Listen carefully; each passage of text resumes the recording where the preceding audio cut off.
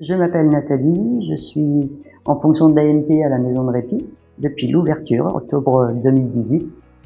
Et dans les 6 premiers mois, on a fait le projet avec l'équipe et la direction d'accueillir un chien d'accompagnement social, un handi-chien, formé par l'association du même nom.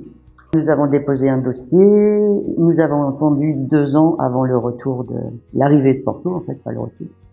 Et dans ces 2 années-là, à la suite de ces 2 années, j'ai suivi une formation avant de recevoir Porto à la maison de répit. La présence de Porto a été super bénéfique. En tout cas, maintenant, ça fait 3 ans qu'il est présent à temps plein en même temps que moi sur la maison.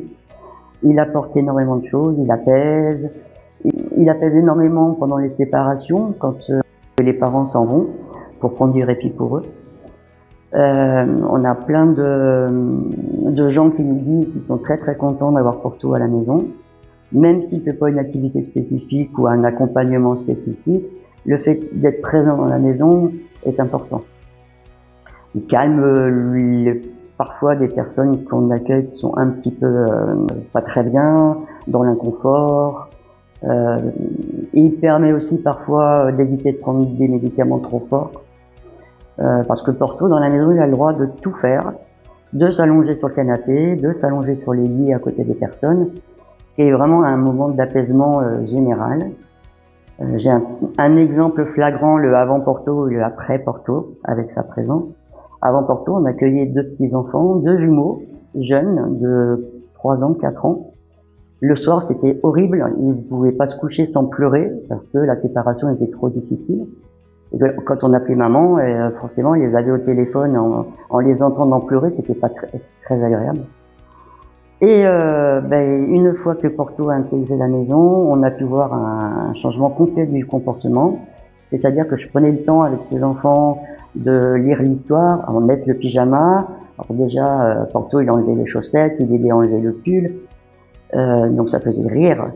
Après, il y avait le petit moment tendresse et câlin allongé sur le lit pour câliner Porto, chacun à leur tour.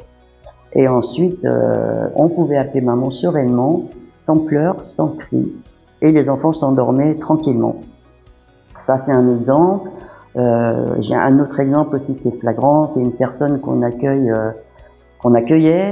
qui avait une maladie qui engendrait des mouvements de bras et de jambes incontrôlables, et cette personne, dans la salle de vie, après le repas de midi, s'allongeait sur le canapé.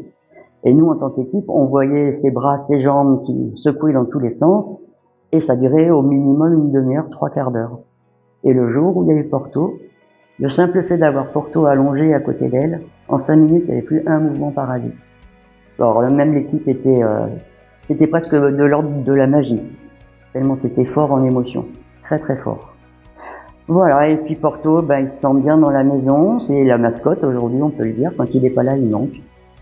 Et vraiment, il est pratiquement tout le temps en liberté, sauf sur des périodes où on reçoit des personnes qui ont peur de lui. Dans ces cas-là, je le tiens près de moi, je le tiens en laisse pour pas qu'il fasse peur aux personnes. Mais en règle générale, la peur s'en va très vite. Très vite, on arrive à supporter la présence de Porto, même si on n'a pas envie de le toucher, on est content qu'il soit là quand même. Un des derniers souvenirs que j'ai avec les aidants, c'est une balade à l'extérieur de l'établissement de la maison de répit, avec Porto à sa demande. Et j'ai trouvé ça très chouette parce que ça a pu amener à avoir une discussion, une communication avec cette personne. Ça lui a fait du bien, ça nous a fait du bien toutes les deux, et Porto était très heureux de se promener dans le parc. Et puis Porto, il est très important quand les familles arrivent. Porto fait l'accueil, on les accompagne dans leur chambre, on installe des affaires, et Porto va vraiment au contact. Du coup, les aidants on voit tout de suite, ils arrivent, ils ont le sourire, alors que c'est plutôt une situation parfois angoissante pour eux. Donc, la présence de Porto, effectivement, est aussi importante envers les aidants que les aidés.